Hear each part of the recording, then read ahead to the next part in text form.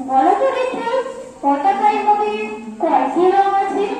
শিক্ষক এসে সুপারি বসে দ্বিতীয় শ্রেণীর কাছে একসাথে মিলে সব ছেলে বলে চিৎকার করে জমে তিনটে বর্ণ রয়েছে রাঙানো জাতীয় পতাকা জুড়ে। শ্রেণীর পিছনে বেঞ্চের কোণ শেষে ছিল এক পতাকার মাঝে 5 রং আছে, বলল সে মৃদু ভাষা।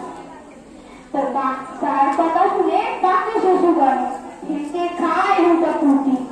শিক্ষক রেগে বললেন মেয়েকে, বোঝাও কি করে কাজটি। মাথা নিচু করে ভয়ার্ত স্বরে সরল শিশুটি বলে, উপরে গেরুয়া মাঝখানে সাদা সবুজ আছে তার তলে, আর আছে আঁকা গোলাকার চাকা নীল রং আছে।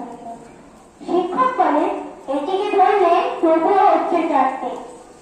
তারপর শিশুটি বলে, রং আছে আর লাল লাল চোখ দাঁত দেখা যায় ওই পতাকার মাঝে। বাবাকে যখন আনলে ওরা কফিনের টাকা খুলে জড়ানো রয়েছে দেবকানা তার পতাকার ফুলে। রক্তিম তাকে ছিল লাল চোখ ওই পতাকার মাঝে। এই নিয়ে মত হলো কাজ। এবার তো ঠিক আছে। সরল শিশুটির জবাবখানি কাটিয়ে দিল পুরো। অশ্রু এলো নরম হয়ে শুকনো হলো। আজও যারা দেশের জন্য করছে বলিদান, স্বাধীনতার শহীদ সম তাদের অবদান।